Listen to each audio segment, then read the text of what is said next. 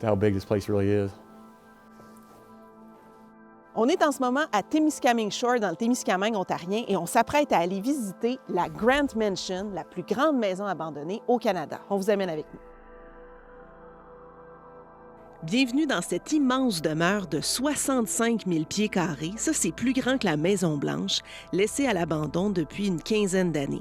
Notre guide est le nouveau propriétaire Chris Fisher, un homme d'affaires du Texas qui est tombé sous le charme de la demeure en la voyant sur Internet. Yeah. Oh, yeah. You just keep walking. This is just the bedroom level. I couldn't stop watching it, and I started looking at different videos of people who snuck in here and videoed it, and I had to get involved in it.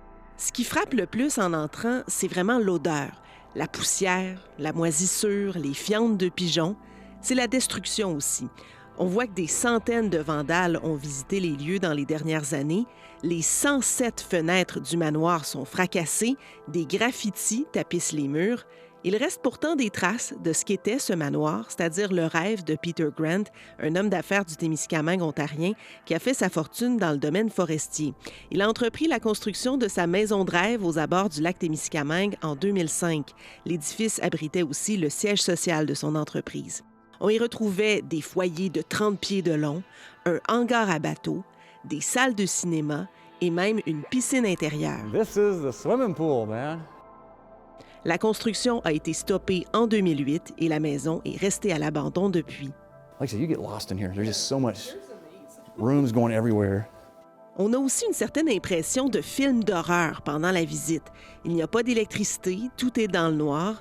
Il est facile de se perdre aussi. Il y a des dizaines de pièces, plusieurs escaliers, plusieurs sections.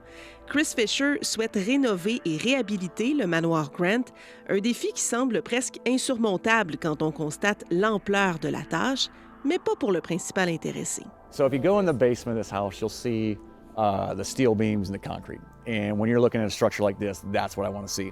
The other stuff's just surface stuff, wood on the surface, sheetrock, flooring and stuff that was ruined, which is nothing. I mean, you're going to gut it and you pull it out. To produce this today is easily over $100 million. La transformation de la résidence pourrait faire l'objet d'une télé-réalité. Une maison de production souhaite créer la série qui s'appellerait Mansion Impossible. Elle est toujours à la recherche d'un diffuseur.